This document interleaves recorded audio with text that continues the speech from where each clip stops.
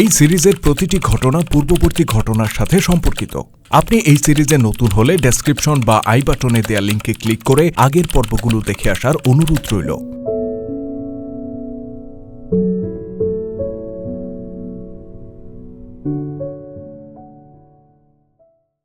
হযরত খালিদ রাদিয়াল্লাহু তাআলা আনহু উদ্ভূত পরিস্থিতি দেখে তা থেকে উত্তরণের এই কৌশল গ্রহণ করেন যে তিনি আমর ইবনুল আস এবং সুরাবিল রাদিয়াল্লাহু তাআলা আনহুর উপর আক্রমণকারী আর্মেনীয় সৈন্যদের উপর পার্শ্বদেশ থেকে আক্রমণ করতে চান এবং তাদের সাহায্যে যেন নতুন কোনো বাহিনী আসতে না পারে সে ব্যাপারেও পদক্ষেপ গ্রহণ করেন।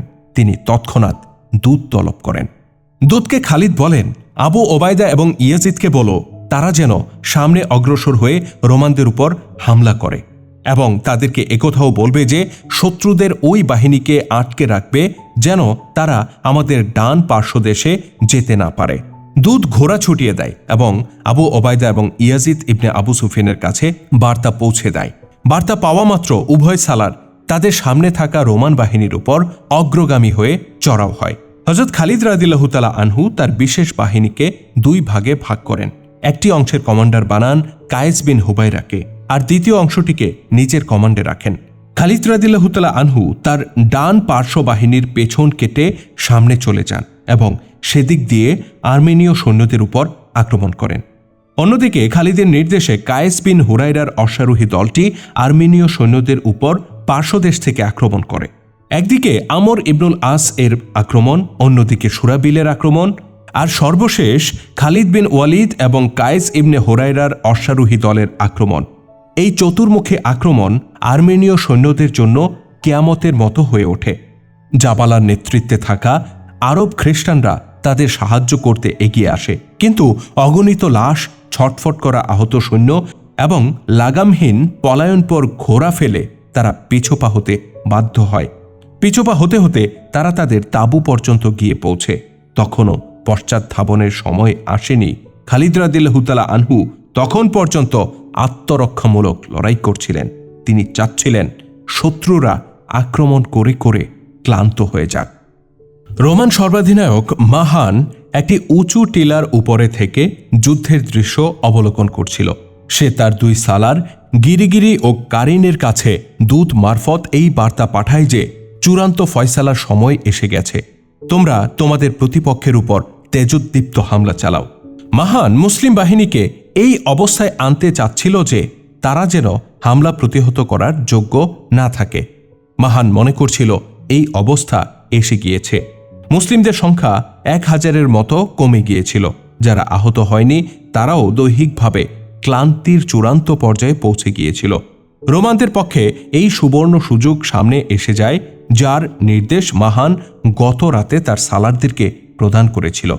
মাহানের নির্দেশ পৌঁছুতেই রোমানরা মুসলিমদের 3 জন সালার হযরত আবু ওবায়দা, ইয়াজিদ ইবনে আবু সুফিয়ান এবং ইকরামার বাহিনীর উপর একযোগে আক্রমণ করে।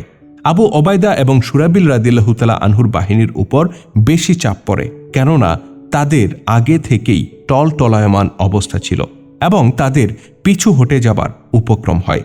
তাদেরকে যুদ্ধের ময়দান থেকে তাড়িয়ে দেয়া রোমানদের জন্য কোনো ব্যাপার ছিল না। তারা ক্রমেই পিছু হটছিল। রোমানরা যুদ্ধকে চূড়ান্ত পর্যায়ে নিয়ে এসেছিল। মুসলিমদের পরাজয় ছিল অবশ্যম্ভাবী এবং সেই পরাজয়ের ফল শুধু সে সকল মুসলিমদের জন্যই ধ্বংসাত্মক ছিল না যারা লড়াই করছিল, বরং এটা ইসলামের জন্য মারাত্মক আঘাত ছিল। কেননা এই রণাঙ্গনেই একটা সুরাহা হওয়ার কথা ছিল যে এই পৃথিবীতে মুসলিমরা থাকবে নাকি রোমানরা থাকবে, ইসলাম বিজয়ী হবে নাকি খ্রিস্ট ধর্ম বিজয়ী হবে। এই মুহূর্তে রণাঙ্গনের লিড ছিল খ্রিস্টানদের হাতে। হযরত আবু ওবায়দা এবং ইয়াজিদ এর বাহিনীর বাম পাশে ছিল হযরত ইকরামার বাহিনী। তার উপরেও হামলা হয়েছিল, কিন্তু তা ততটা জোরদার ছিল না যেমনটা অন্য বাহিনীর উপর ছিল।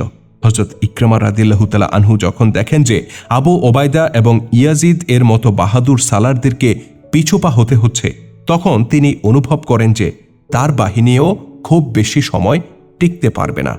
ইকরামা এ সময় নারাধ্বনি দেন এবং নিজের বাহিনীর মাঝে ঘুরে ঘুরে বলেন, খোদার কসম, আমরা এভাবে পালাবো না। যারা লড়াই করতে করতে শহীদ হয়ে যাবার শপথ নেবে তারা আলাদা হয়ে যাও। চিন্তা করে তোমরা এই শপথ নেবে। শপথ ভাঙার শাস্তির কথা মনে রাখবে। সিদ্ধান্ত নাও তোমরা কি চাও, পরাজয় নাকি মৃত্যু, অপমান ও জিল্লতির জীবন নাকি সম্মানজনক মৃত্যু। যদি পরিস্থিতি এমন করুণ না হতো এবং মুসলিমরা তাজাদম হতো, তাহলে হযরত ইকরামার এই ঘোষণার প্রয়োজন পড়ত না। কিন্তু মুসলিমরা দৈহিকভাবে যে করুণ পর্যায়ে পৌঁছে গিয়েছিল, তার একটা বিরাট প্রতিক্রিয়া তাদের মানসিকতার উপরেও পড়েছিল। এই বাহিনী এই প্রথমবারের মতো যুদ্ধ করছিল না, তারা ৩-৪ বছর ধরেই যুদ্ধ করে আসছে। এটা ছিল তাদের দৃঢ় প্রেরণা যা তাদেরকে এত দূর পর্যন্ত নিয়ে এসেছিল। অন্যথায় সাধারণ বিবেক বুদ্ধিতে এমনটা অসম্ভবই ছিল। উপস্থিত ভাঙা শরীর আর ভগ্ন মন মানসিকতার মধ্যে ইকরামা রাদিয়াল্লাহু তাআলা আনহুর ঘোষণায় মাত্র ৪০০ জন মুজাহিদ সাড়া দেয় এবং কসম করে বলে যে এক পাও তারা পিছু হটবে না এবং লড়াই করতে করতে তারা জীবন দিয়ে দেবে। বাকি যারা ছিল তারা যুদ্ধ থেকে বিমুখ না হলেও এমন কসম করার সাহস পাচ্ছিল না যে কসম তারা পূরণ করতে পারবে না। এই ৪০০ মুজাহিদ যারা কসম করেছিল, তারা হযরত ইকরামা রাদিয়াল্লাহু তাআলা আনহুর নেতৃত্বে ওই রোমানদের উপর ঝাঁপিয়ে পড়ে, যারা হযরত আবু ওবায়দা ও ইয়াজিদের বাহিনীকে তাড়িয়ে পেছনে নিয়ে যাচ্ছিল।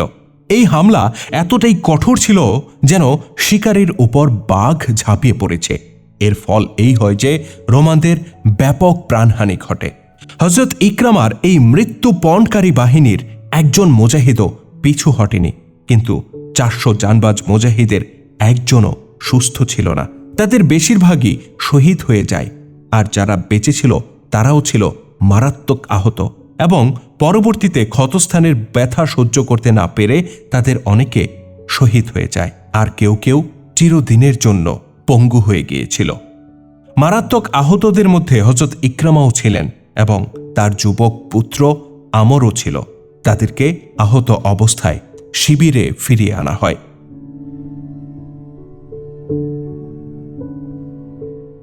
হযরত আবু ওবায়দা রাদিয়াল্লাহু তাআলা আনহু এবং হযরত ইয়াজিদ রাদিয়াল্লাহু তাআলা আনহুর বাহিনী শুধু পিছু হটতেই থাকে। রোমানরা তাদেরকে পেছনে ধাক্কাতে ধাক্কাতে নিয়ে যাচ্ছিল। বড়ই রক্তক্ষয়ী সংঘর্ষ চলছিল এ সময়। যখন মুসলিমরা পিছু হটতে হটতে তাদের ক্যাম্পের কাছে গিয়ে পৌঁছে, তখন নারীরা তাদের লাঠি ফেলে দিয়ে হাতে তলোয়ার এবং বর্শা তুলে নেয়। তারা চাদরকে পাগড়ির মতো বানিয়ে তা মাথায় পরে রোমানদের উপর ঝাঁপিয়ে পড়ে। তাদের মাঝে হযরত জাররারের বোন খাওলাও ছিল, যিনি মহিলাদেরকে যুদ্ধে নেমে পড়ার আহ্বান জানাচ্ছিলেন। ঐতিহাসিকরা লিখেছেন, মহিলারা পুরুষদেরকে অতিক্রম করে সামনে চলে যায় এবং বড়ই বীরত্ব আর বাহাদুরি প্রদর্শন করে রোমানদের উপর চড়াও হয়। তারা ছিল তাজাদ্দম। তাদের এই প্রচণ্ড আক্রমণে রোমানরা পিছু হটতে বাধ্য হয়। তাদের আক্রমণ ছিল বড়ই কার্যকর। রোমানরা মহিলা দলের আক্রমণের শিকার হয়ে ভূপতিত হতে থাকে। মহিলাদের এভাবে রোমানদের উপর প্রচণ্ড আক্রমণ করার ঘটনা মুজাহিদদের মাঝে বিরাট প্রভাব ফেলে। তাদের রক্তে আগুন ধরে যায়। নিজেদের নারীদেরকে যুদ্ধরত দেখে তাদের রক্ত টকবক করে ফুটে ওঠে। ফলে মুজাহিদদের সুপ্ত চেতনার বিকাশ হয়। ওই শক্তি চাঙ্গা হয়ে যায় যা তাদের মাঝে ঘুমিয়েছিল, যার ফলে পিছু হটা মুজাহিদরা ক্ষুধার্ত শার্দুলের মতো খেপে যায় এবং রোমানদের জন্য তারা ত্রাসে পরিণত হয়। মুসলিমরা যুদ্ধ বিন্যাস ছেড়ে বেরিয়ে আসে এবং তাদের সালারদের কমান্ড মুক্ত হয়ে তারা ব্যক্তিগতভাবে রণনৈপুণ্য প্রদর্শন করতে শুরু করে। তাদের এবারের আক্রমণে রোমানরা বিক্ষিপ্ত হয়ে পিছু হটতে থাকে। তারা তাদের আহতদের দলিত মথিত করে পিছু পাহচ্ছিল। মুসলিম সালাররাও এবার সিপাহী হয়ে যান। এটা ছিল দিনের শেষ লগ্ন। লড়াই বড়ই উত্তপ্ত আর রক্তক্ষয়ী হয়ে উঠেছিল। রোমানদের পা উপড়ে গিয়েছিল। ঘোরতর এই লড়াইয়ে হযরত জাররারের বোন খাওলা কয়েকজন রোমানকে জাহান্নামে পাঠিয়ে এক নতুন রোমান ব্যক্তির মুখোমুখি হয়। প্রথম আক্রমণ হযরত খাওলা করেন, যা রোমান লোকটি প্রতিহত করে। এর সঙ্গে সঙ্গে রোমান লোকটি এমন এক জোরদার আঘাত করে যে তার তলোয়ার হযরত খাওলার পাগড়ি কেটে দেয় এবং তার মাথা মারাত্মকভাবে জখম হয়। হযরত খাওলা বেহুশ হয়ে পড়ে যান এবং তাকে আর উঠে দাঁড়াতে দেখা যায় না। এরপরেই সূর্য অস্ত যায়। উভয় বাহিনী নিজ নিজ শিবিরে চলে যায় এবং নিজেদের আহত নিহতদেরকে তুলে নিয়ে যাবার কাজ শুরু করে দেয়। রোমানদের লাশ এবং বেহুশ আহতের সংখ্যা ছিল অগণিত। ক্ষতির পরিমাণ মুসলিমদেরও কম ছিল না, তবে একথা সত্য যে তাদের ক্ষতি রোমানদের তুলনায় অনেক কম ছিল। হযরত খাওলাকে কোথাও দেখা যাচ্ছিল না। তাকে মহিলা শিবিরে তালাশ করা হয়, কিন্তু পাওয়া যায় না। এরপর নিহত ও আহতদের মাঝে খোঁজ নেওয়া হয়, সেখানেও তিনি ছিলেন না। পরে বেহুশ অবস্থায় তাকে রণাঙ্গনে পাওয়া যায়। তার মাথায় তলোয়ারের গভীর আঘাত ছিল, মাথার চুল রক্তে জমাটবদ্ধ হয়ে গিয়েছিল। কেউ একজন বলে তার ভাইকে খবর দাও। হযরত জাররার এ সময় বেশ দূরে ছিলেন। অনেক কষ্টে তাকে খুঁজে পাওয়া যায়। বোনের কথা শুনে দ্রুত ঘোড়া ছুটিয়ে তিনি ঘটনাস্থলে ছুটে আসেন।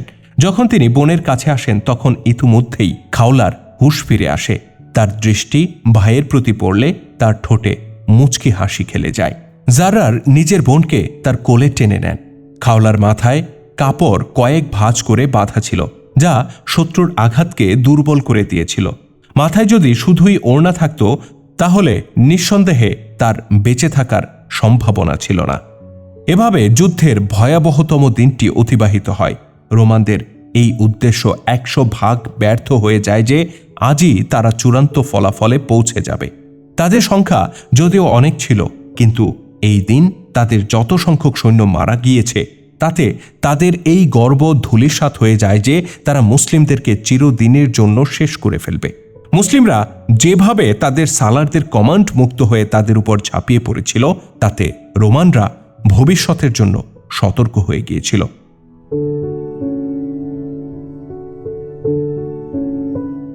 সেদিন আরেকটি ঘটনা ঘটে। হযরত খালিদ রাদিয়াল্লাহু তাআলা আনহু পেরেশান হয়ে কি যেন খুঁজে ফিরছিলেন। যুদ্ধের কারণে তার চেহারায় দুশ্চিন্তা ও আতঙ্ক ভাব দেখা যায়, যেমনটা আর কখনো দেখা যায়নি। তাকে উদ্বেগের কারণ জিজ্ঞাসা করা হয়। খালিদ রাদিয়াল্লাহু তাআলা আনহু বলেন, আমার টুপি, আমার লাল টুপিটি কোথায় যেন পড়ে গেছে, আর সেটাই আমি খুঁজে বেড়াচ্ছি। এটা ছিল দিনের বেলার ঘটনা, যখন খালিদ রাদিয়াল্লাহু তাআলা আনহু নিজের বাহিনীকে রোমানদের বিরুদ্ধে লড়াচ্ছিলেন। যুদ্ধক্ষেত্রে কিছু সময়ের জন্য অচল অবস্থার সৃষ্টি হয়। এটা শুনে সকলেই হয়রান ও অবাক হয়ে যায় যে শত্রুরা বাঁধ ভাঙা স্রোতের মতো তেড়ে আসছে এবং মুসলিমদের জয়ের কোনো লক্ষণ নেই। অথচ এই সময় খালিদের মতো দায়িত্ববান সর্বাধিনায়ক একটা টুপির জন্য উদ্বিগ্ন হয়ে পড়েছে। হযরত খালিদ সবাইকে টুপিটি খোঁজ করার জন্য নির্দেশ দেন। অনেক খোঁজাখুঁজির পর তার লাল রঙের টুপিটির হদিস মেলে। ঐতিহাসিকরা লিখেছেন, টুপিটি খুঁজে পাওয়ার পর খালিদের চেহারায় খুশির আভা এবং ঠোঁটে হাসির দেখা মেলে। একজন সালার কৌতূহল দমাতে না পেরে জিজ্ঞাসা করে, ইবনুল ওয়ালিদ, আপনার মাঝে কি তাদের ব্যাপারে কোনো চিন্তা বা শোক নেই যারা চিরদিনের জন্য আমাদের থেকে বিচ্ছিন্ন হয়ে গেছে? আপনি সামান্য একটি টুপির জন্য কেন এত কাতর হয়ে পড়লেন? খালিদ রাদিয়াল্লাহু তাআলা আনহু বলেন, এই টুপির মূল্য আর মর্যাদা কেবল আমিই জানি। বিদায় হজে আল্লাহ নবী মাথার চুল মুন্ডন করলে আমি কিছু চুল সংগ্রহ করে রাখি। নবীজি এতে অবাক হয়ে জানতে চান, তুমি এই চুল নিয়ে কি করবে? আমি বলি, আমি এগুলো আমার কাছে রাখব। কাফেরদের বিরুদ্ধে যুদ্ধের সময় এই চুল আমার মনোবল বৃদ্ধি করবে। তখন নবীজি মুচকি হেসে বলেন, এই চুল তোমার কাছেই রাখো, সাথে সাথে আমার দোয়াও তোমার সাথে থাকবে। আল্লাহ তোমাকে প্রত্যেক যুদ্ধে বিজয় দান করবেন। আমি নবীজির ওই চুলগুলো এই টুপিতে রেখেছি। এই টুপি আমি বেহাত করতে পারি না, কারণ এর বরকতেই আমার শক্তি এবং আমার মনোবল অটুট থাকে। টুপিটি ফিরে পাওয়ায় খালিদ রাদিয়াল্লাহু তাআলা আনহু খুশি ছিলেন, কিন্তু সেই রাতটি তার জন্য ছিল শোক ও দুঃখের রাত। তিনি এক জায়গায় বসেছিলেন। তার এক রানের উপর ছিল সালার ইকরামা রাদিয়াল্লাহু তাআলা আনহুর মাথা এবং তার অপর রানের উপর ছিল ইকরামার পুত্র আমরের মাথা। পিতা পুত্র সেদিনের যুদ্ধে এত গুরুতর আহত হয়েছিলেন যে তাদের চেতনা আর ফিরে আসছিল না। তাদের শরীর থেকে কেবল রক্তক্ষরণ ঘটে যাচ্ছিল। ক্ষত এত বেশি আর গভীর ছিল যে সেখানে ব্যান্ডেজ বাঁধারও উপায় ছিল না। সেদিন পিতা পুত্র এই কসম করে লড়াই করেছিলেন যে তারা মরে যাবেন, তথাপি পিছু হটবেন না। হযরত ইকরামা রাদিয়াল্লাহু তাআলা আনহু খালিদ রাদিয়াল্লাহু তাআলা আনহুর একে তো বন্ধু ছিলেন, তদুপরি সম্পর্কে তিনি খালিদের ভাতিজা ছিলেন। তার বহু পুরাতন বাল্যকাল থেকে তারা একসাথে বেড়ে উঠেছেন। উভয়ে নামকরা বীর ও অশ্বারোহী ছিলেন। এই প্রিয় বন্ধুর বিচ্ছেদ যাতনায় খালিদ রাদিয়াল্লাহু তাআলা আনহু বড়ই মর্মাহত হন। হযরত ইকরামার নওজোয়ান পুত্র আমরও দুনিয়া থেকে বিদায় নেবার উপক্রম হন। হযরত খালিদ রাদিয়াল্লাহু তাআলা আনহু তার কাছে পানির পাত্র রেখেছিলেন। তিনি পানিতে আঙুল ডুবিয়ে একবার ইকরামার আধখোলা ঠোঁটে স্থাপন করেন, আরেকবার ইকরামার পুত্রের ঠোঁটে স্থাপন করেন। কিন্তু ফোঁটা ফোঁটা পানি যা পিতা পুত্রের মুখে যাচ্ছিল তা আর ভেতরে প্রবেশ করছিল না। এমনিভাবে হযরত ইকরামা এবং তার একটু পরে তার যুবক পুত্র আমর খালিদ রাদিয়াল্লাহু তাআলা আনহুর কোলে মাথা রেখে পরকালে পাড়ি জমান। উভয়ের মাথা দুদিকে হেলে যায় এবং তাদের দেহ নিথর হয়ে পড়ে। প্রায় একই সময়ে পিতা পুত্রের এমন বিদায়ে খালিদ রাদিয়াল্লাহু তাআলা আনহুর চোখ থেকে অশ্রু গড়িয়ে পড়ে। তিনি দুইবার ইন্না লিল্লাহি ওয়া ইন্না ইলাইহি রাজিউন বলেন।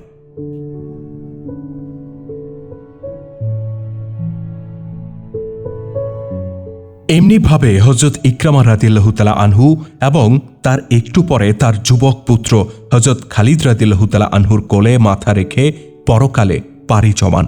উভয়ের মাথা দুদিকে হেলে যায় এবং তাদের দেহ নিথর হয়ে পড়ে। প্রায় একই সময়ে পিতা পুত্রের বিদায়ে হযরত খালিদ রাদিয়াল্লাহু তাআলা আনহুর চোখ থেকে অশ্রু গড়িয়ে পড়ে। তিনি দুইবার ইন্না লিল্লাহি ওয়া ইন্না ইলাইহি রাজিউন বলেন। সেই রাত্রি আস্তে আস্তে বিদায় নিচ্ছিল, যেন প্রতিটি ক্ষণ এক ধরনের ভীতি ও আশঙ্কার মধ্য দিয়ে পার হয়। আহতদের কাতর ধ্বনি শোনা যাচ্ছিল। কয়েকজন শহীদের স্ত্রী সেখানেই ছিলেন, কিন্তু কোনো মহিলার কান্নার আওয়াজ শোনা যায় না। পরিবেশ রক্তের গন্ধে ভারাক্রান্ত ছিল।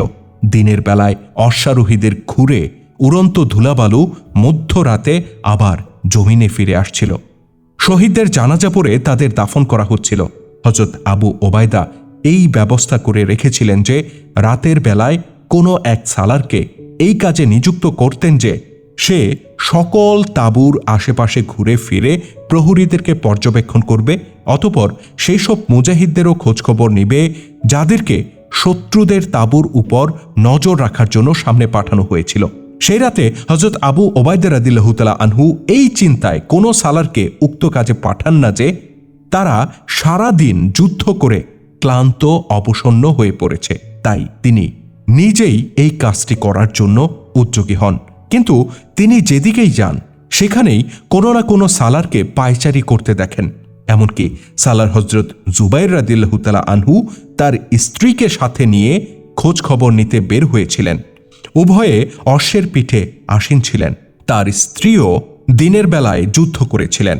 একসময় দুঃখের রাতও পেরিয়ে যায়। ইয়ারমুক যুদ্ধের ৫ম দিবসের অভ্যুদয় ঘটে। হযরত খালিদ রাদিয়াল্লাহু তাআলা আনহু ফজরের নামাজ শেষ করেই সালারদেরকে ডেকে পাঠান। খালিদ রাদিয়াল্লাহু তাআলা আনহু বলেন, আমার বন্ধুগণ, আজকে আহত সৈনিকরাও লড়াই করবে। শত্রুদেরও অনেক ক্ষতি হয়েছে, তবে তাদের সংখ্যা এত বেশি যে ক্ষয়ক্ষতি পুষিয়ে নেয়া তাদের জন্য কোনো ব্যাপার নয়। তোমরা শত্রুদের লড়াই করার ধরন প্রত্যক্ষ করেছ, শুধু এতটুকু খেয়াল রাখবে যেন কেন্দ্রীয় অবস্থান স্থল ঠিক থাকে। এখন আমরা জীবন মরণ লড়াই করছি। হযরত খালিদ রাদিয়াল্লাহু তাআলা আনহু সালারদেরকে কিছু দিক নির্দেশনা দিয়ে বিদায় দেন। সাথে সাথে মুসলিম বাহিনী নিজ নিজ পজিশনে চলে যায়। তাদের অবস্থা এই ছিল যে দৈহিক দিক থেকে যতজন অক্ষত ছিল ঠিক ততজন আহত সৈন্য তাদের সঙ্গে ছিল। আহতদের অনেকেই এমন ছিল যারা একটি পর্যায় পর্যন্ত যুদ্ধ করার যোগ্য না থাকলেও তারা সঙ্গ ছাড়তে চাচ্ছিল না। মহিলারাও আজকে লড়াই করার জন্য প্রস্তুত ছিল।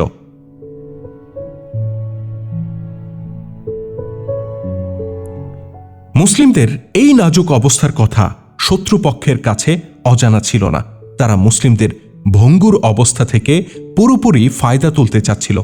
মুসলিম সালাররা রোমানদের অবস্থান স্থলের দিকে তাকিয়েছিল।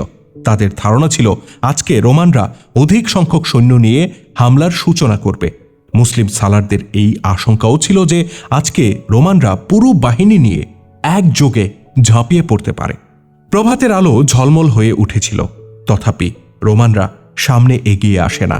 একসময় সূর্য ওঠে, তারপরেও রোমানদের মধ্যে কোনো নড়াচড়া দেখা যায় না। রোমানদের এই নীরবতা প্রলয়ঙ্কারী মনে হচ্ছিল। এটা অনেকটা ঝড়ের পূর্ববর্তী নীরবতার মতো।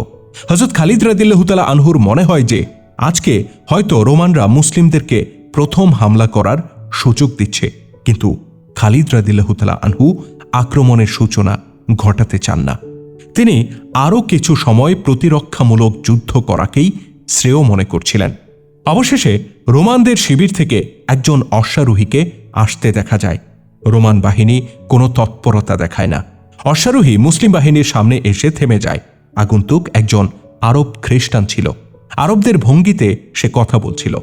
আরব খ্রিস্টান লোকটি ঘোষণা করার ভঙ্গিমায় বলে, আমি আমার সেনাপতি মাহানের একজন দূত, তোমাদের সেনাপতির সাথে সাক্ষাৎ করতে চাই। ইয়ারমুক যুদ্ধ হযরত খালিদ রাদিয়াল্লাহু তাআলা আনহুর নেতৃত্বে চললেও সর্বাধিনায়ক ঠিকই ছিলেন হযরত আবু ওবায়দা রাদিয়াল্লাহু তাআলা আনহু। তিনি খালিদ রাদিয়াল্লাহু তাআলা আনহুকে এই যুদ্ধ পরিচালনার ক্ষমতা দিয়েছিলেন। মূল জিম্মাদার ছিলেন আবু ওবায়দা নিজে এবং গুরুত্বপূর্ণ সিদ্ধান্ত গ্রহণের সর্বময় কর্তৃত্ব তার হাতেই ছিল। রোমান দূতের আহ্বানে আবু ওবায়দা সামনে অগ্রসর হন। হযরত খালিদ রাদিয়াল্লাহু তাআলা আনহু ওই জায়গা থেকে সামান্য দূরে অবস্থান করছিলেন। আবু ওবায়দা দূতের দিকে এগিয়ে গেলে তার কান খাড়া হয়ে যায় এবং তিনি ওই দিকে কিছুটা এগিয়ে যান। আবু ওবায়দা জিজ্ঞাসা করেন, বলো রোমান দূত, কি বার্তা নিয়ে এসেছ? দূত বলে, সেনাপতি মাহান বলেছেন কয়েকটি দিনের জন্য যুদ্ধ মুলতবি করা হোক। এতে আপনি কি সম্মত আছেন? আবু ওবায়দা জিজ্ঞাসা করেন, তোমাদের সেনাপতি এর কোনো কারণ ব্যাখ্যা করেছে কি? দূত বলে, এটা হবে সাময়িক সন্ধি। এই সময়ের মাঝে ফয়সালা হবে যে পরিপূর্ণ সন্ধির জন্য আলাপ আলোচনা হবে কিনা। আবু ওবায়দা বলেন, আমরা সাময়িক সন্ধি সমর্থন করতে পারি, কিন্তু আলাপ আলোচনার ফয়সালা কে করবে? দূত জিজ্ঞাসা করে, আপনি কি যুদ্ধবিরতি দিতে সম্মত? আবু ওবায়দা রাদিয়াল্লাহু তাআলা আনহু বলেন, হ্যাঁ, কিন্তু এ সময় আবু ওবায়দার কথা শেষ হওয়ার আগেই একটা গর্জন শোনা যায়। একটা বজ্রকণ্ঠ বলে ওঠে, না। আওয়াজের উৎসস্থলের দিকে উভয়ে তাকায়। এটা ছিল খালিদ রাদিয়াল্লাহু তাআলা আনহুর বজ্রকণ্ঠ। তিনি হযরত আবু ওবায়দার কথা শুনছিলেন। আবু ওবায়দা রাদিয়াল্লাহু তাআলা আনহু এ সময় বলেন, আবু সুলাইমান, তাদের সেনাপতি সাময়িক সন্ধি করতে চায়। খালিদ রাদিয়াল্লাহু তাআলা আনহু আবু ওবায়দার খুব কাছে যেয়ে তার কানে কানে বলেন, আমিনুল উম্মত, তারা মূলত সাময়িক সন্ধির আড়ালে পরিপূর্ণ হামলা করার প্রস্তুতি নিতে অবকাশ চাচ্ছে। তাদের ক্ষয়ক্ষতি এত বেশি হয়েছে যে এখনই তারা আর হামলা করার উপযুক্ত নেই। আমাকে অনুমতি দিন, আমি তার দাঁত ভাঙা জবাব দেই। হযরত আবু ওবায়দা রাদিয়াল্লাহু তাআলা আনহু দূতকে লক্ষ্য করে বলেন, হে রোম সাম্রাজ্যের দূত, সন্ধি সমঝোতার সময় পেরিয়ে গেছে। এত লোকের জীবন দানের পর আমি একথা বলতে চাই না যে আমি আমার মুজাহিদ বাহিনীর রক্ত অহেতুক ক্ষয় করে এসেছি। এই যুদ্ধ অব্যাহত থাকবে।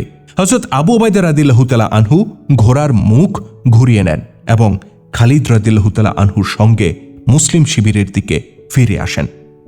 আবু ওবায়দা বলেন, আবু সুলাইমান, আমার বাহিনীর নাজুক অবস্থা দেখে আমি এই উদ্দেশ্যে তাদের যুদ্ধবিরতি প্রস্তাব সমর্থন করছিলাম যে এই সময়ে মুজাহিদরা বিশ্রাম নেবার সুযোগ পাবে এবং কিছু আহত সৈন্য সুস্থ হয়ে উঠবে। তুমি কি দেখছো না যে? খালিদ রাদিয়াল্লাহু তাআলা আনহু আবু ওবায়দার কথা শেষ হবার আগেই বলে ওঠেন, সব কিছুই আমার সামনে আছে ইবনুল জাররাহ। তবে কথা হলো, আমাদের শত্রুদের অবস্থাও ততটা সুবিধাজনক নয়, নতুবা তারা সন্ধির নামে ধোঁকা দিতে আসতো না। রোমানদের সাথে অনেক গোত্র এসেছিল। রোমান সালার তাদেরকেই শুধু বারবার সামনের সারিতে দিয়ে পাঠাচ্ছে। এতে বিভিন্ন গোত্রের লোকেরা প্রচণ্ড মার খাচ্ছে, অথচ রোমানদের নিয়মিত সৈন্যদেরকে বেশি ব্যবহার না করায় তারা এক প্রকার নিরাপদে রয়েছে। এতে মাহানের কারচুপি ধরা পড়ায় হয়তো গোত্রীয় লোকেরা বিদ্রোহী হয়ে গেছে, নতুবা বারবার আক্রমণের শিকার হয়ে তাদের মনোবল ভেঙে গেছে। বাস্তবতা যাই হোক না কেন, যুদ্ধবিরতি দিয়ে আমরা তাদেরকে পরিস্থিতি সামলে নেবার সুযোগ দিতে পারি না। আবু ওবায়দা রাদিয়াল্লাহু তাআলা আনহু জিজ্ঞাসা করেন, তবে কি তুমি তাদের উপর পাল্টা আক্রমণ করার চিন্তা করছো? খালিদ রাদিয়াল্লাহু তাআলা আনহু বলেন, আপনি কি চিন্তা করতে সক্ষম নন আমিনুল উম্মত? চলুন আমরা দুজনে মিলেই চিন্তা করি আর পরামর্শ করে সিদ্ধান্ত নেই।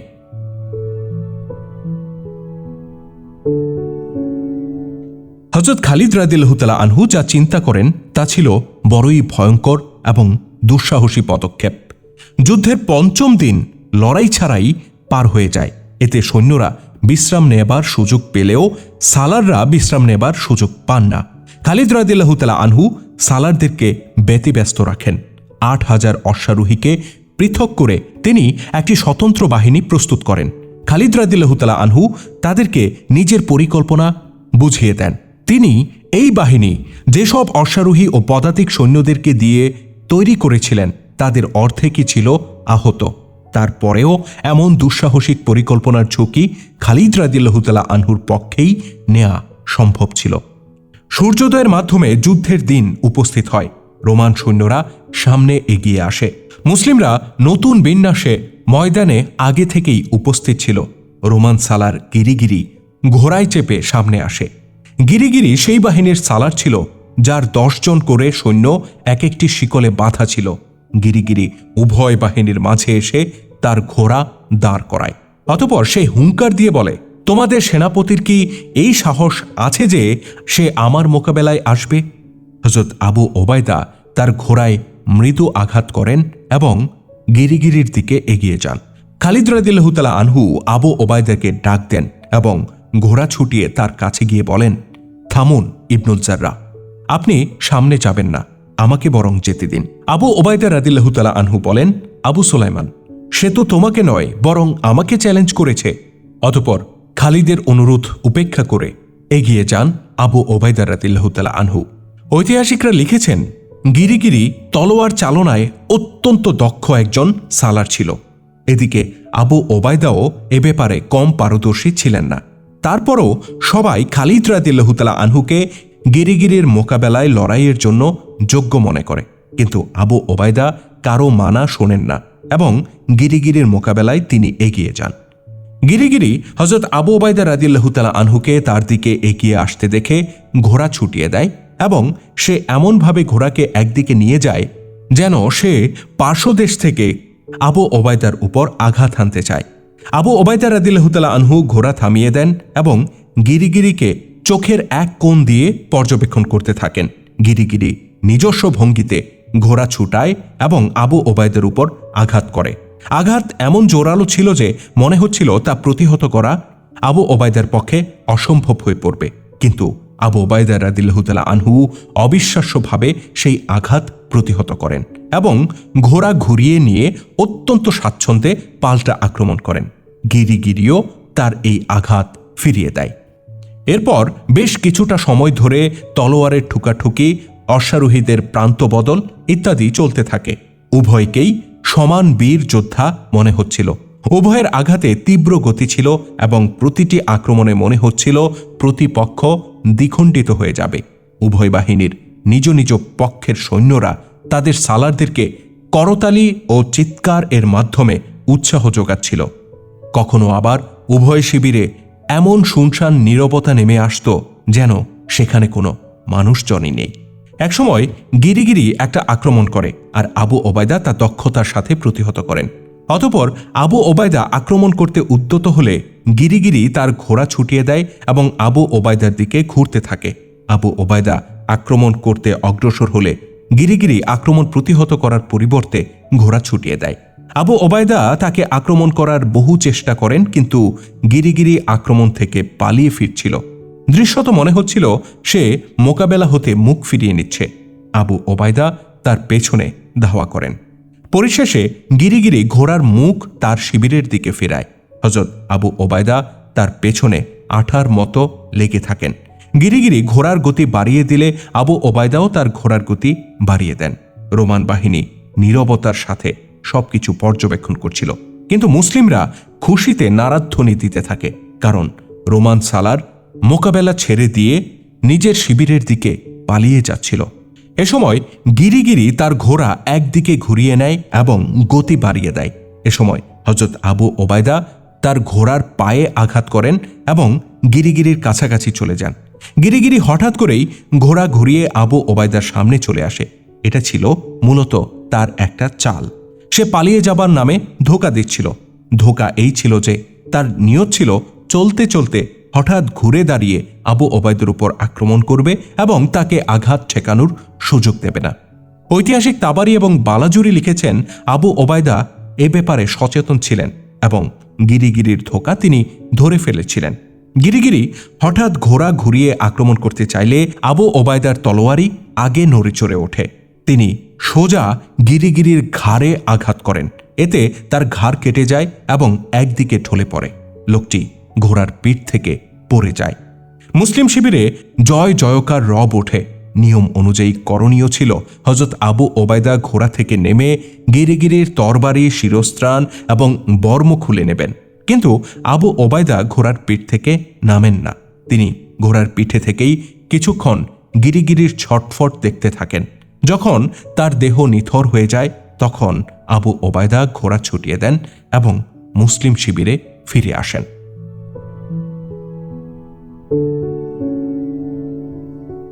হযরত খালিদ রাদিয়াল্লাহু তাআলা আনহু আবু ওবায়দাকে বাহবা দিতে সেখানে অপেক্ষা করেন না।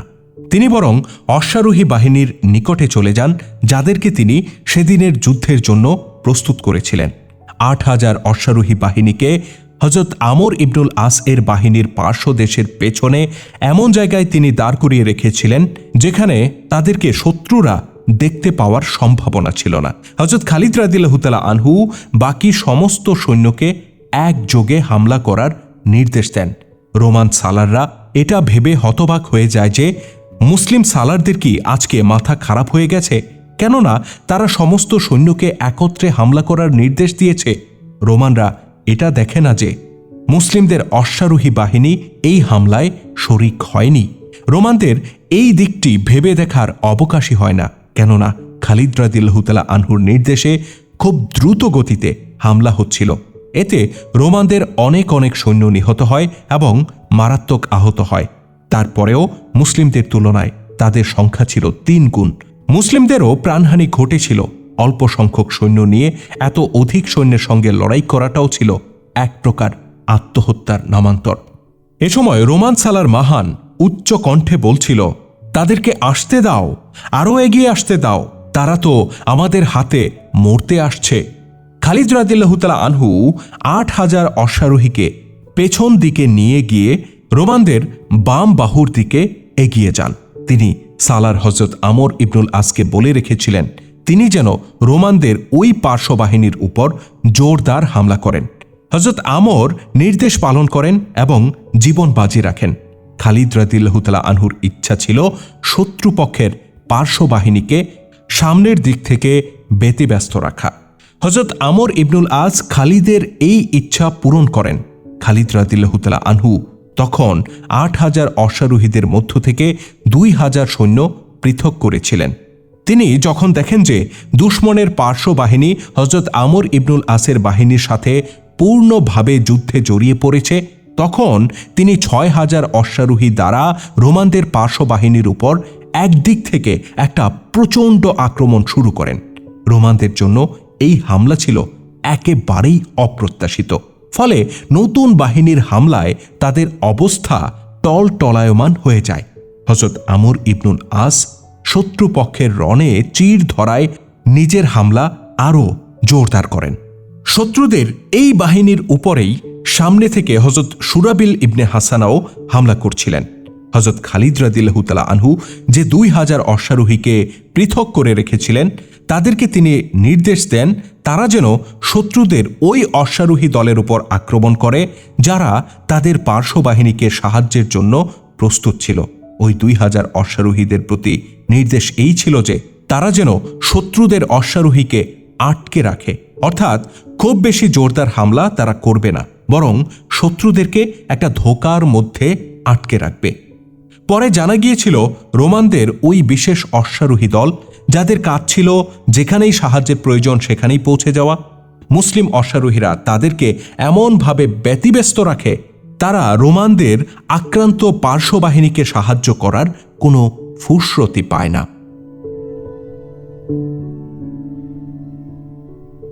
হযরত খালিদ রাদিয়াল্লাহু তাআলা আনহুর এই কৌশল অত্যন্ত কার্যকরী হয়। তিনি শত্রুদের মোকাবেলায় স্বল্প সংখ্যক সৈন্যকে এমন সূক্ষ্মভাবে ব্যবহার করেছিলেন যে দুশমনের পার্শ্ব বাহিনীর পা নড়ে গিয়েছিল।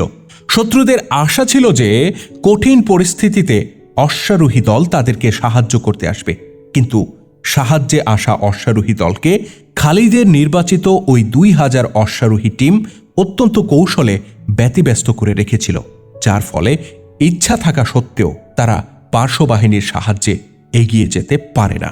শত্রুদের পার্শ্ববাহিনী পিছু হটলে খালিদ রাদিয়াল্লাহু তাআলা আনহু তার 6000 অশ্বারোহী বাহিনী কর্তৃক হামলা আরও জোরদার করেন। মাহান নিজে এসে স্বীয় বাহিনীকে দৃঢ়তার সাথে লড়াই করাতে চেষ্টা করে, কিন্তু তার সৈন্যরা শোচনীয়ভাবে বিক্ষিপ্ত ও পিছু হটতে থাকে।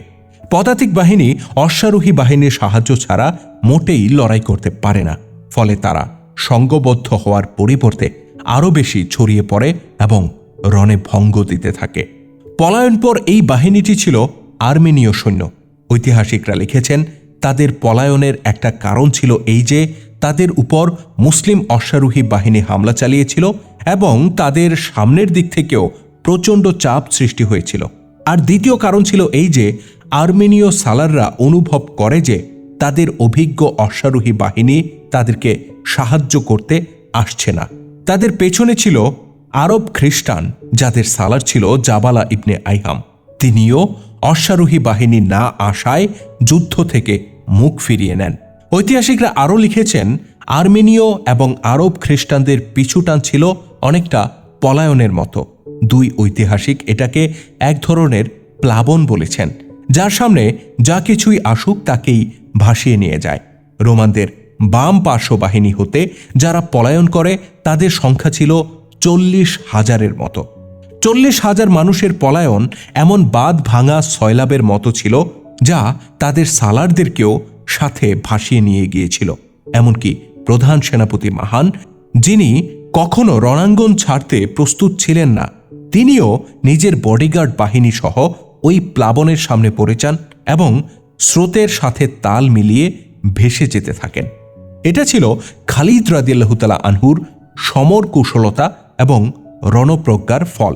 তিনি শত্রুদের পদাতিক বাহিনীকে অশ্বারোহী বাহিনীর সাহায্য থেকে বঞ্চিত করে দিয়েছিলেন এবং অশ্বারোহীদের দ্বারা পদাতিক বাহিনীর উপর আক্রমণ চালিয়েছিলেন। হযরত খালিদ রাদিয়াল্লাহু তাআলা আনহুর এবারের টার্গেট ছিল শত্রু সেনাপতি মাহান এবং তার 2000 বডিগার্ড বাহিনী। ওদিকে হযরত আবু ওবায়দা রাদিয়াল্লাহু তাআলা আনহু এবং হযরত ইয়াজিদ ইবনে আবু সুফিয়ান রাদিয়াল্লাহু তাআলা আনহু তাদের সামনে থাকা বাহিনীর উপর একটা নতুন আঙ্গিকে হামলা করছিলেন। তারা জোরালোভাবে আক্রমণ করছিলেন না, আবার পিছু হটে আসছিলেন না। হযরত আবু ওবায়দা রাদিয়াল্লাহু তাআলা আনহু শত্রুদের অগ্রযাত্রা কেবল আটকে রেখেছিলেন। শত্রুদের এই বাহিনীটা ছিল শিকলে আবদ্ধ, ফলে তাদের পক্ষে স্বাচ্ছন্দ্যে এবং দ্রুত গতিতে সামনে অগ্রসর হওয়া কিংবা পেছনে সরে যাওয়া সম্ভব ছিল না। হযরত খালিদ রাদিয়াল্লাহু তাআলা আনহু শত্রুদের ওই অশ্বারোহী দলটিকে বিক্ষিপ্ত করে দিয়েছিল, যাদের দায়িত্ব ছিল উড়ে উড়ে গিয়ে সৈন্যদের মদদ জোগানো। এই বাহিনীকে স্বাচ্ছন্দ্যে লড়াই করার সুযোগ দেয়া হচ্ছিল না। খালিদ রাদিয়াল্লাহু তাআলা আনহু এবার নিজের নির্বাচিত অশ্বারোহী দলটিকে নিয়ে রোমানদের পেছনে চলে যান। তিনি পেছন থেকেও তাদের উপর আক্রমণ চালান। এটা ছিল রোমান সৈন্যদের দ্বিতীয় অংশ। এদের উপর বাম পার্শ্ববাহিনীর এবং অশ্বারোহী বাহিনীর পলায়নে মারাত্মক খারাপ প্রভাব পড়েছিল। সেনাপতি মাহান গায়েব হয়ে যাওয়ার কারণে কেন্দ্রীয় কমান্ড বলতেও তাদের কিছু ছিল না। এবার সালাররা নিজেদের মতো করে লড়াই করে চলছিল। তারা বর্তমানে আত্মরক্ষামূলক লড়াই করছিল। যখন কোনো বাহিনীর একটা বিরাট অংশ পালিয়ে যায় এবং তাদের সাহায্য পৌঁছার আশা থাকে না, তখন উদ্ভূত পরিস্থিতি এমনই হয় যে প্রত্যেক সৈন্য নিজের জীবন রক্ষা করার জন্য লড়াই করতে থাকে এবং সুযোগ পেলেই পিছু টান দেয়। রোমান সৈন্যদের জন্য এখন এরকম একটা পরিস্থিতি সামনে এসে পড়েছিল। হযরত খালিদ রাদিয়াল্লাহু তাআলা আনহু পলায়নপর রোমান সৈন্যদের জন্য পালানোর একটি পথ শুধু খোলা রেখেছিলেন, বাকি সমস্ত পথ তিনি গতিরোধ করে রেখেছিলেন। খালিদ রাদিয়াল্লাহু তাআলা আনহু এই চেষ্টাও করেছিলেন যে রোমান সৈন্যরা যেন শুধু ওই একটি মাত্র খোলা পথের দিকেই ধাবিত হয়। সুতরাং পরিকল্পনা মতো রোমান সৈন্যরা ওই একটা রাস্তা দিয়েই প্লাবনের মতো পালিয়ে যাচ্ছিল।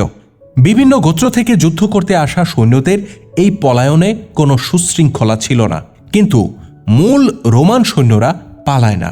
তারা পিছু হটলেও তা ছিল সুশৃঙ্খল এবং সুবিন্যস্ত। রোমানদের কিছু সৈন্য পলায়নকারীদের মিছিলে সামিল থাকলেও বেশিরভাগ সৈন্য ছিল নিয়ন্ত্রিত। হযরত খালিদ রাদিয়াল্লাহু তাআলা আনহু যুদ্ধক্ষেত্রের চারপাশের এলাকা দূর দূরান্ত পর্যন্ত পর্যবেক্ষণ করছিলেন। তিনি অত্র এলাকা থেকে ফায়দা লাভের জন্য যা যা চিন্তা করেছিলেন তা কোনো সাধারণ মানুষের ব্রেনে আসার কথা ছিল না। রোমান সৈন্যরা যখন পালাচ্ছিল তখন খালিদ রাদিয়াল্লাহু তাআলা আনহুর নির্দেশে তার বাহিনী পলায়নকারী সৈন্যদের পশ্চাৎ ধাবন করে তাদেরকে একটা বিশেষ এলাকার দিকে ধাবিত হতে বাধ্য করছিল। সেদিকে একটা উপত্যকা ছিল এবং একটি নদী সেখানে বহমান ছিল। আর ওই উপত্যকার আশেপাশে অনেকটা এমন ছিল যে আশপাশ থেকে উপত্যকা ক্রমেই গভীর খাদের দিকে চলে গিয়েছিল। উপত্যকার এই প্রান্ত ঢালু থাকলেও তার বিপরীত প্রান্ত ছিল একেবারেই খাড়া। সেই খাড়া উপত্যকা বেয়ে উপরে ওঠা ছিল খুবই কঠিন কাজ। রোমান সৈন্যরা ওই কঠিন দিকেই ধাবিত হচ্ছিল। তাদের সামনে কেবল এই একটি রাস্তাই খোলা ছিল যে তারা সহজসাধ্য ঢালু পথে সহজে নেমে যায় এবং নদীও পার হয়ে যায়। তারা যখন দ্বিতীয় ঢালু পথে চলতে থাকে তখন কঠিন অবস্থা সামনে আসে। তারা ধীরে ধীরে উপরের দিকে উঠতে থাকে। এ সময় হঠাৎ করেই অপ্রত্যাশিতভাবে উপরের দিক থেকে নারাধ্বনি উচ্চকিত হয় এবং হুঙ্কার ভেসে আসে। নারাধ্বনি দানকারী এই সৈন্যরা ছিল অশ্বারোহী এবং তাদের সালার ছিল হযরত জাররার ইবনে আজওয়ার। তার শরীর নাভি থেকে উপর পর্যন্ত খোলা ছিল। হযরত খালিদ রাদিয়াল্লাহু তাআলা আনহু রাত্রিকালে যে পরিকল্পনা করেছিলেন সেই পরিকল্পনা অনুযায়ী তিনি সে সময়ই জাররারকে 500 অশ্বারোহী দিয়ে রিকাত উপত্যকার উপর পাঠিয়ে দেন এবং তার কর্তব্য করণীয় কি তা ভালোভাবে বুঝিয়ে দেন। হযরত খালিদ রাদিয়াল্লাহু তাআলা আনহু যেমনটি ভেবেছিলেন ঠিক তেমনটাই ঘটেছিল। রোমান সৈন্যদের মূল চেষ্টা ছিল তাদের পেছনে যে মুসলিমরা ধাওয়া করে আসছে তাদেরকে অনেক দূরত্বে রাখা। ফলে তারা দ্রুত রাস্তা অতিক্রম করছিল। হযরত খালিদ রাদিয়াল্লাহু তাআলা আনহু পশ্চাৎ ধাবন করা এই জন্য অব্যাহত রেখেছিলেন যে রোমীয় সৈন্যরা যেন তাদের গতি দ্রুততর করে। এই উদ্দেশ্য সম্পূর্ণ সফল হয় যে রোমীয়রা উপত্যকার উপরে উঠলে তারা 500 অশ্বারোহীকে বর্ষা উঁচিয়ে সেখানে প্রস্তুত অবস্থায় দেখতে পায়। যে সকল রোমান সৈন্য উপরে উঠেছিল তারা বর্ষা এবং তীরের শিকার হয়ে বেঘোরে মারা পড়তে থাকে। যারা তখনও উপরে ওঠেনি তারা অগ্রবর্তীদের পরিণতি দেখে পেছন পানে ফিরে আসতে চায়, কিন্তু পথ উঁচু নিচু হওয়ায় তাদের পক্ষে দ্রুত নিচে নেমে আসা সম্ভব হচ্ছিল না। পেছন থেকে মুসলিমরা তাদের উপর পাথর বৃষ্টি নিক্ষেপ করতে থাকে, যে পাথরগুলো তারা ইতিপূর্বে সংগ্রহ করে রেখেছিল। উপরে ওঠা রোমান সৈন্যরা পাথরের আঘাতে জর্জরিত হয়ে হেলে দুলে নিচে গড়িয়ে পড়তে থাকে। এভাবে অসংখ্য রোমান সৈনিক প্রাণ হারায়।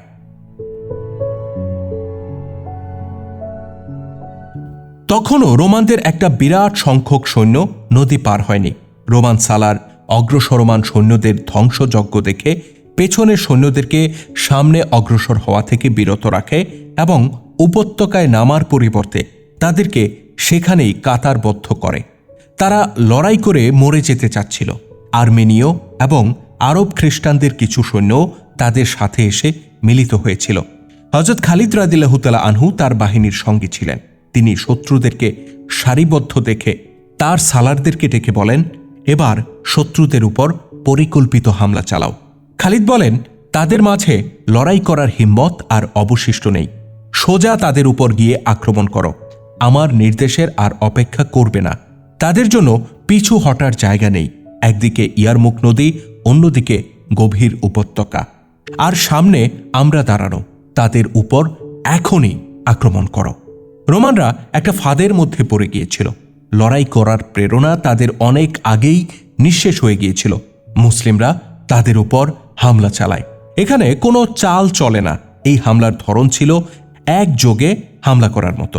অশ্বারোহী এবং পদাতিকরা একে অপরের সাথে মিলেমিশে একাকার হয়ে গিয়েছিল। রোমানরা জীবন এবং মৃত্যুর লড়াই করার জন্য প্রস্তুত হয়ে যায়। তারা ছিল প্রশিক্ষণপ্রাপ্ত নিয়মিত সৈন্য। এই বাহিনীর প্রথম সারির সৈন্যরা দৃঢ়তার সাথে মুসলিমদের মোকাবেলা করে, কিন্তু জায়গাটি এমন ছিল যে সেখানে ডানে বামে ঘুরে এবং স্বাচ্ছন্দ্যে লড়াই করার মতো কোনো সুযোগ রোমানদের ছিল না। এই জন্য রোমানরা নিজেরাই নিজেদের সাথে যুদ্ধে জড়িয়ে পড়ছিল, অর্থাৎ তাদের একজনের অস্ত্রে আরেকজন আহত হচ্ছিল। এই উদ্ভূত পরিস্থিতি মুসলিমদের অনুকূলে ছিল। রোমানদের প্রথম সারির সৈন্যরা দৃঢ়তার সাথে মোকাবেলা করে ঠিকই, কিন্তু তাদের একজনও জীবিত থাকে না। মুসলিম অশ্বারোহীরা পদাতিক সহ রোমানদের উপর ঘোড়া নিয়ে চড়াও হয় এবং তাদেরকে জ্যান্ত পিষে মারতে থাকে। যেখানে স্থান প্রশস্ত ছিল সেখানে রোমানরা দৃঢ় পদে মোকাবেলা করে, কিন্তু ঐতিহাসিকদের তথ্য মতে সেখানে দুই পক্ষের দৌড়াদৌড়িতে এত বেশি ধুলা ছড়িয়ে পড়ে যে ধুলায় চারিদিক ছেয়ে যায়। ফলে এক পক্ষ আরেক পক্ষকে চিনতে না পারায় রোমানদের হাতেই রোমানদের নিধন হতে থাকে। এটা বড়ই ঘোরতর যুদ্ধ ছিল। যুদ্ধ ক্রমেই ভয়ঙ্কর হয়ে ওঠে। এই যুদ্ধে রোমান, আরব খ্রিস্টান এবং তাদের সমমনা গোত্রগুলোর উপর গণহত্যা চলতে থাকে। যুদ্ধের একটা পর্যায়ে খালিদ রাদিয়াল্লাহু তাআলা আনহু হুঙ্কার দেন। তিনি চিৎকার করে বলেন, ঘোড়া উঁচিয়ে তাদের উপর আছড়ে ফেলো, কুফরের দেয়াল ভেঙে ফেলো আর কাফিরদেরকে পিষে ফেলো। হযরত খালিদের নির্দেশ তৎক্ষণাৎ কার্যকরী হয়। যখন মুসলিম অশ্বারোহীরা তাদের ঘোড়ার লাগামে টান দিত, তখন ঘোড়া সামনে পা উঁচিয়ে কাফেরদের মাথার উপর পড়ত এবং যখন ঘোড়া তার পা গুটিয়ে নিয়ে আসত তখন তাতে দুই একজন রোমান থেতলে যেত। এটা ছিল রোমানদের উপর চলা একটা বিরাট গণহত্যা। রোমীয়রা যুদ্ধে টিকতে না পেরে রিকাত উপত্যকার দিকে পালাতে থাকে। সেখানে কিছু দূর অগ্রসর হতেই হযরত জাররার এর বাহিনী তাদেরকে তীর আর বর্ষা মেরে মেরে চালুনি বানিয়ে দিতে থাকে এবং তারা আবার গড়িয়ে গড়িয়ে নিচে পড়তে থাকে। মুসলিমরা এই বিজয় অর্জন করার জন্য বহু জান কোরবানি করেছিল, আর যারা মারাত্মক আহত হয়েছিল তাদের মধ্যে অনেকে সারা জীবনের জন্য পঙ্গু হয়ে গিয়েছিল। এই যুদ্ধে মুসলিম নারীরাও লড়াই করেছিল। মহিলারা পলায়নপর পুরুষদের ধমক দিয়ে পলায়ন থেকে প্রতিহত করেছিল। এবার যে শত্রুরা ইসলামকে চিরকালের জন্য উৎখাত করার ইচ্ছায় 1.5 লাখ সৈন্য নিয়ে এসেছিল, তারা একটা বিরাট ফাঁদে পড়ে গিয়েছিল। রিকাত উপত্যকা তাদের জন্য মৃত্যু উপত্যকায় পরিণত হয়েছিল। পরবর্তীতে রণাঙ্গনের অবস্থা এই দাঁড়ায় যে রোমানদের থেকে কেবল আর্তচিৎকার শোনা যাচ্ছিল, যা মুসলিমদের উচ্চকিত নারাধ্বনির মাঝে হারিয়ে যাচ্ছিল। উপত্যকার গভীরে অনেক পরীক্ষা ছিল। কিছু রোমান সেসব পরীক্ষায় পড়ে যায় এবং অত্যন্ত করুণভাবে মৃত্যুমুখে পতিত হয়।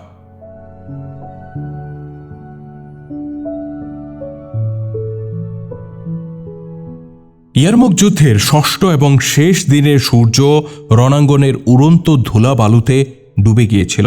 ময়দান ছিল রক্তে লাল। সন্ধ্যার পর মশাল জ্বলে ওঠে এবং রোমানদের লাশের মাঝে ঘুরতে থাকে। এটা ছিল মুসলিমদের মশাল।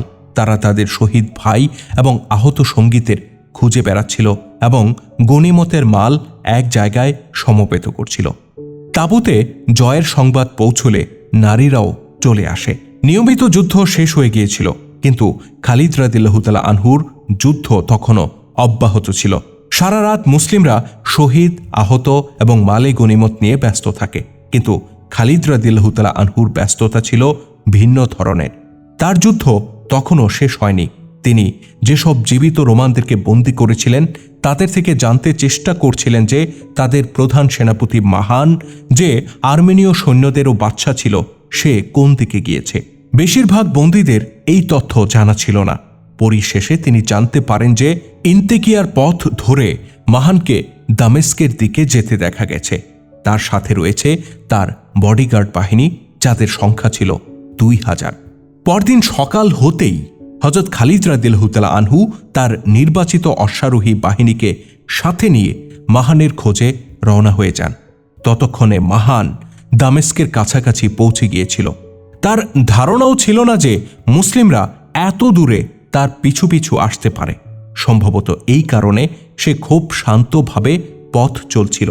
তার মনে কোনো ভয় কিংবা উদ্বেগ ছিল না, বরং ইন্তিকিয়ায় পৌঁছে সে সম্রাটকে কি জবাব দেবে সেই আশঙ্কায় চিন্তা ভাবনা করতে করতে কিছুটা ধীরে সুস্থে অগ্রসর হচ্ছিল। রাতে সে নিশ্চিন্তে যাত্রা বিরতি করেছিল এবং ভোরে দামেস্কের উদ্দেশ্যে রওনা হয়েছিল। এই অবস্থায় তার সঙ্গে থাকা একজন সৈন্য হঠাৎ চিৎকার করে বলে ওঠে, মহামান্য বাদশাহ, ওই দেখুন, ধুলা বালু উড়ছে, মনে হচ্ছে কোনো সৈন্যদলই হবে। মাহান বলে, নিজেদের দলে লোকই হয়তো হবে, তাদের ধুলাবালু দেখো না। যারা যুদ্ধের ময়দানের ধুলাবালু থেকে পালিয়ে এসেছে, এরা পরাজিত হয়ে এসেছে। অতঃপর তাদের মাঝে নীরবতা নেমে আসে। মাহানের মাথার অবস্থা খুবই খারাপ ছিল। সে কারো সাথে কথা বলছিল না। তার আফসোসের কারণ শুধু এই ছিল না যে সে পরাজয় বরণ করেছিল, বরং তার উদ্বেগের বড় কারণ ছিল সে খুব কম সংখ্যক সৈন্যদের সঙ্গে লড়াই করে পরাজিত হয়েছিল। সে মুসলিমদেরকে পিষে ফেলার দাবি করেছিল, কিন্তু এখন সে ইন্তেকিয়া যাওয়ার পরিবর্তে দামেস্ক যাচ্ছিল। ইন্তেকিয়ায় রোম সম্রাট হেরাক্লিয়াস অবস্থান করছিলেন। পরাজিত অবস্থায় ফিরে যেয়ে সম্রাটকে সে মুখ দেখাবে কি করে, এটাই ছিল তার সবচেয়ে বড় দুশ্চিন্তা। যেসব অশ্বারোহীদের ধুলাবালু দেখা গিয়েছিল, একটু পরে তাদের ঘোড়ার পদাঘাত শোনা যাচ্ছিল, যা অতি দ্রুত কাছাকাছি চলে আসছিল। মাহানের দৃষ্টি পেছনের দিকে ছিল না। সে আগন্তুকদেরকে রণাঙ্গন থেকে পালিয়ে আসা তার পক্ষের সৈনিক বলেই মনে করছিল। অশ্বারোহীরা কাছাকাছি এসে দুটি অংশে বিভক্ত হয়ে যায় এবং তাদেরকে অবরুদ্ধ করতে শুরু করে। এর পাশাপাশি একটি হুঙ্কারও শোনা যায়। হুঙ্কারটি বলছিল, আমি পারস্যের যমদূত, আমি ওয়ালিদের পুত্র খালিদ। এই হুঙ্কার শুনে মাহান চমকে ওঠে। তার সঙ্গে নিজের 2000 বডিগার্ড শুধু ছিল না, বরং আর্মেনীয় নিয়মিত কিছু সৈন্যও ছিল, আর কিছু আরব খ্রিস্টানও ছিল। সে দ্রুত সবাইকে লড়াইয়ের বিন্যাসে বিন্যস্ত করে এবং নিজে কিছু বডিগার্ড নিয়ে একদিকে সরে যায়। হযরত খালিদ রাদিয়াল্লাহু তাআলা আনহুকে জানানো হয়েছিল যে মাহানের সঙ্গে কেবল তার বডিগার্ড বাহিনী রয়েছে, কিন্তু বাস্তবে তার সঙ্গে দ্বিগুণের থেকেও বেশি সৈন্য ছিল। খালিদ রাদিয়াল্লাহু তাআলা আনহু ঘেরাও অবস্থা অব্যাহত রেখে আক্রমণ করেন। মাহানের সৈন্যরা দৃঢ়তার সাথে মোকাবেলা করে, কিন্তু মুসলিমরা ক্লান্ত শ্রান্ত হওয়া সত্ত্বেও সম্পূর্ণ তাজা দমের মতো ছিল। এটা ছিল বিজয়ের খুশির প্রতিক্রিয়া। ইতিহাস ওই মুজাহিদের নাম সংরক্ষণ করেনি যে সকলের চোখ ফাঁকি দিয়ে ধীরে ধীরে মাহানের কাছে চলে গিয়েছিল। সে মাহানের বডিগার্ডদের বলয় ভেঙে ফেলে এবং মাহানকে হত্যা করে। সেই মুজাহিদ নিজেও আহত হয়, কিন্তু সে মাহানকে হত্যা করে মুসলিমদের কাজ সহজ করে দেয়। নিজেদের বাদশা এবং প্রধান সেনাপতিকে মরতে দেখে তার পক্ষের সৈন্যরা রণে ভঙ্গ দিতে শুরু করে এবং পালাতে থাকে। পেছনে তারা বহু লাশ আর মূল্যবান ঘোড়া ফেলে রেখে যায়।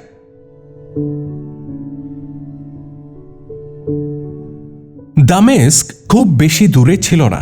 হযরত খালিদ রাদিয়াল্লাহু তাআলা আনহু দামেস্ক অভিমুখে রওনা হয়ে যান। এটা তার আরেকটি দুঃসাহসিক পদক্ষেপ ছিল। দামেস্ক মুসলিমদের অধিকারে ছিল, কিন্তু রোমানদের বিরাট বাহিনী দেখে মুসলিমরা দামেস্ক শহরকে হস্তমুক্ত করে দিয়েছিল।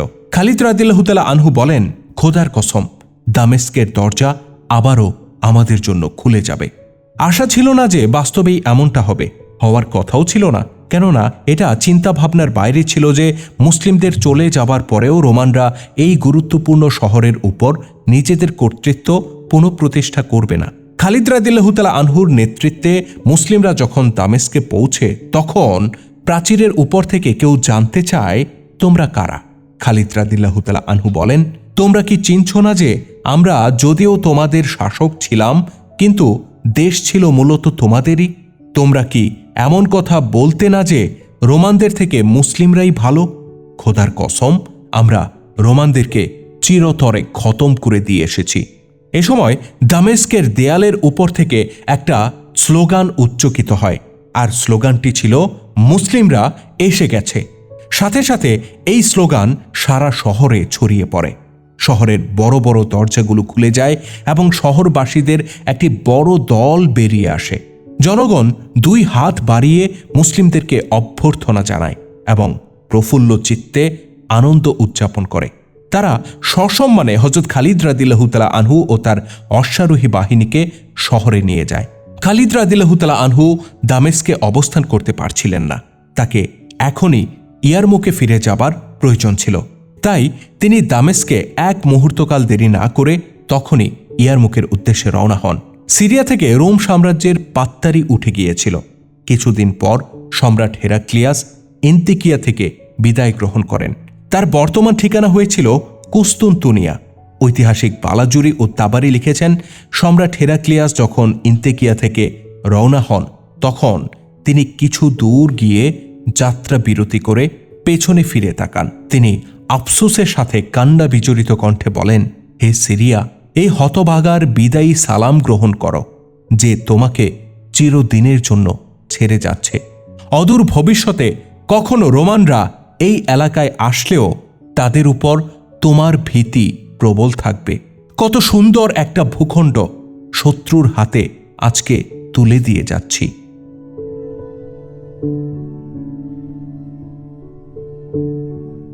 ইয়ারমুকের যুদ্ধ সম্পর্কে সকল ঐতিহাসিক এবং রণবিশেষজ্ঞগণ কিছু না কিছু অবশ্যই লিখেছেন। তবে এ ব্যাপারে সকলেই একমত যে এই যুদ্ধে মুসলিমরা একমাত্র খালিদ রাদিয়াল্লাহু তাআলা আনহুর জ্ঞানগত বিবেক বুদ্ধি এবং রণনৈপুণ্যে জয় লাভ করেছিল। বহু চাল চেলে এবং রণকৌশল পরিবর্তন করে করে খালিদ এই অসাধ্য সাধন করেছিলেন। এই অসম যুদ্ধে মোট 4000 মুসলিম শহীদ হন। হযরত খালিদ রাদিয়াল্লাহু তাআলা আনহু নিজেও আহত হয়েছিলেন। রোমানদের নিহতের সংখ্যা 1 লাখেরও বেশি বলে বর্ণিত হয়েছে। তবে বেশিরভাগ ঐতিহাসিকের মত হচ্ছে 70,000-এর মতো রোমান এই যুদ্ধে নিহত হয়েছিল। এই যুদ্ধে বিজয়ের ফলে ইসলামী সাম্রাজ্য সুদূর সিরিয়া পর্যন্ত বিস্তৃত হয়। মুসলিমরা সংখ্যায় ছিলেন খুবই অল্প। তাদের হাতিয়ার শত্রুদের তুলনায় ছিল নিম্নমানের। তাদের আসবাবপত্র এত সীমিত ছিল যে তারা স্বদেশ থেকে অনেক অনেক দূরে ছিল। মদিনা থেকে মদত পাবার কোনো সম্ভাবনাও ছিল না। কোনো জায়গা থেকে তারা সহযোগিতা পাবেন এমন কোনো আশাও তাদের ছিল না। অন্যদিকে শত্রুর সংখ্যা ছিল পঙ্গপালের মতো। তাদের অস্ত্রশস্ত্র ছিল উন্নত। তারা ছিল নিজেদের দেশে, দেশ নিজেদের, কেল্লা নিজেদের, মদদের তাদের কোনো শেষ ছিল না। তারা স্বদেশ থেকে লাখ লাখ লোককে যুদ্ধ করার জন্য ময়দানে নিয়ে এসেছিল। কিন্তু যারা ছিল সংখ্যায় কম এবং যারা লাগাতার কয়েক বছর ধরে যুদ্ধ করে আসছিল, তারা তাদের শত্রুদের বুকের উপর দাঁড়িয়েছিল, যারা কোথাও 3 গুণ এবং কোথাও 4 গুণের চেয়েও বেশি শক্তিধর ছিল। তারা কারা ছিল? যারা তৎযুগের সবচেয়ে পরাশক্তিধর শত্রুদেরকে শোচনীয়ভাবে পরাস্ত করেছিল। তারা ছিল মুমিন। তারা নামমাত্র মুসলমান ছিল না। তারা রণশক্তিকে আদম সংখ্যা বা ঘোড়ার সংখ্যা দ্বারা নির্ণয় করত না, বরং জজবা, প্রেরণা আর ইমানি শক্তি দ্বারা মাপত। এটা ছিল ইমানি শক্তির কারিশমা, নৈপুণ্য। সিরিয়ায় রোম সাম্রাজ্যের ঝান্ডা নেমে গিয়েছিল। যে কেল্লাসমূহে এই ঝান্ডা পথ পথ করে উঠত, এখন সেসব জায়গায় আজানের ধ্বনি উচ্চারিত হচ্ছিল। ইয়ারমুক রণাঙ্গনে 4000 মুজাহিদ নিজের প্রাণ উৎসর্গ করে রোমানদের থেকে সিরিয়া দখল করে নিয়েছিল। সম্রাট হেরাক্লিয়াস, যিনি একজন বীর যোদ্ধা ছিলেন এবং নিজের বাহিনীকে অজেয় মনে করতেন, তিনি এমন করুণ অবস্থায় সিরিয়ার সীমান্ত থেকে বেরিয়ে যাচ্ছিলেন যে তিনি জবাবি হামলা সম্পর্কে চিন্তা ভাবনা করার পরিবর্তে নীতিগতভাবে নিজের পরাজয় মেনে নিয়েছিলেন। তার সৈন্যদের পলায়নের ধরন কোনো সুশৃঙ্খল কিংবা শক্তিধর বাহিনীর মতো ছিল না। তার সেনাদলের অর্ধেকই নিহত হয়েছিল। আহতদের সংখ্যার কোনো হিসাবই ছিল না। যারা লড়াই করার উপযুক্ত ছিল তারাও বিক্ষিপ্তভাবে পলায়ন করছিল। তাদের বেশিরভাগ বাইতুল মুকাদ্দাসে গিয়ে আশ্রয় নিয়েছিল। তৎযুগে বাইতুল মুকাদ্দাসকে ইলা বলা হতো। এটা ছিল সর্বশেষ কেল্লা যা রোমানদের হাতে রয়ে গিয়েছিল। 2-4টা অন্যান্য কেল্লাও ছিল, কিন্তু সেগুলো বাইতুল মুকাদ্দাসের মতো এত বড় ছিল না। সেখানেও মুসলিমদের ভীতি পৌঁছে গিয়েছিল। ঐতিহাসিকরা লিখেছেন, শহরবাসী যখন দেখে রোমানদের গৌরবের সূর্য অস্তমিত প্রায়, তখন তারা রোমান সৈন্যদেরকে সাহায্য করতে কিংবা আশ্রয় দিতে অপারগতা প্রকাশ করে। মুসলিমদের ব্যাপারে তারা এই সিদ্ধান্তে পৌঁছেছিল যে মুসলিমরা যুদ্ধের ময়দানে আপাদমস্তক বজ্র এবং কঠিন পাথরের মতো, আর শাসনের ক্ষেত্রে তারা রেশমের মতো নরম। বাইতুল মুকাদ্দাসে রোমান সালারের নাম ছিল উত্রুবুন। তার সম্পর্কে ঐতিহাসিকরা লিখেছেন সে সমরশাস্ত্রে এবং রণবিদ্যায় হেরাক্লিয়াসের সমপর্যায়ের ছিল। কোনো কোনো ঐতিহাসিক তাকে হেরাক্লিয়াসের সমমর্যাদা সম্পন্ন বলে অভিহিত করেছেন। মুসলিম গোয়েন্দারা বাইতুল মুকাদ্দাসে পৌঁছে গিয়েছিল। তাদের আনিত তথ্য মোতাবেক উত্রুবুন জাদ্রেল এবং নির্ভীক প্রকৃতির সালার ছিল। সে আমৃত্যু লড়াইকারী বীর যোদ্ধাও ছিল। বাইতুল মুকাদ্দাস রক্ষায় তার জন্য আমৃত্যু লড়াই করার বিকল্প ছিল না, কেননা ওই ভূখণ্ডে রোমানদের শেষ এবং মজবুত কেল্লা ছিল এই একটাই। আরেকটি জায়গাও ছিল বেশ গুরুত্বপূর্ণ, তার নাম কায়সারিয়া। এই দুর্গটিও বেশ মজবুত ছিল। ইয়ারমুক যুদ্ধ শেষে মুসলিম বাহিনী জাবিয়া এসে সেনা ছাউনি স্থাপন করে অবস্থান করতে থাকে। আহতদের সংখ্যা ছিল অস্বাভাবিক, আর যারা আহত ছিল না তারাও নতুন করে যুদ্ধে নামার উপযোগী ছিল না। তারা আগে থেকেই ক্লান্ত শ্রান্ত ছিল।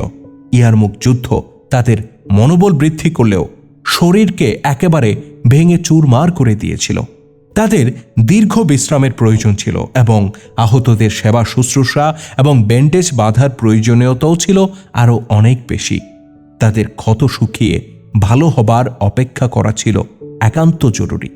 এদিকে রোমানরাও ছিল এক যুদ্ধবাজ জাতি। তারা চূড়ান্তভাবে পরাজিত হলেও এত তাড়াতাড়ি এবং এত সহজে পরাজয় স্বীকার করার মতো পাত্র ছিল না। বেশি আশঙ্কা ছিল বাইতুল মুকাদ্দাসকে কেন্দ্র করে, কেননা সেখানে উত্রবনের মতো জাদ্রেল সালার বিদ্যমান ছিল। এদিকে রোমানদের কিছু সৈন্য ছড়ানো ছিটানো অবস্থায় ছিল। গোয়েন্দারা রিপোর্ট দিচ্ছিল যে কোথাও কোথাও রোমান এই সৈন্যদের সাথে সালাররাও অবস্থান করছিল। হযরত আবু ওবায়দা রাদিয়াল্লাহু তাআলা আনহু সহ অন্যান্য মুসলিম সালারগণ এই আশঙ্কা অনুভব করছিলেন যে রোমানরা যে কোনো মুহূর্তে যে কোনো স্থান থেকে জবাবি হামলা করতে পারে। আবু ওবায়দা তার সালারদেরকে বলেন, আমার বন্ধুগণ, রোমানরা অবশ্যই হামলা করবে, কিন্তু তাদের মাঝে এখন আগের সেই প্রেরণা ও জজবা নেই যে তারা এখনই হামলা করবে। এছাড়াও তারা দূর দূরান্তে বিক্ষিপ্ত হয়ে এমনভাবে ছড়িয়ে পড়েছে যে তাদেরকে এক জায়গায় করাটাও এখন বেশ সময় সাপেক্ষ ব্যাপার। বাস্তবতাও ছিল এমন যে যেমনিভাবে মুসলিমদের মধ্যেও সামান্যতম লড়াইয়ের শক্তি ছিল না, তেমনিভাবে রোমানদের মাঝেও যুদ্ধ করার দৃঢ় মনোবল ছিল না। কেননা আগেই বলা হয়েছে 1.5 লাখ সৈন্যের মধ্য থেকে 70,000 সৈন্য মারা গিয়েছিল। যারা জীবিত ছিল তাদেরও বেশিরভাগ ছিল আহত। গোয়েন্দাদের তথ্য এই ছিল যে রোমানরা কোথাও জবাবি হামলার জন্য সংগঠিত হচ্ছে না, তবে তারা যে যেখানেই থাকুক না কেন সেখানে যুদ্ধ প্রতিহত করার জন্য একটা প্রস্তুতি তারা নিয়ে রেখেছে।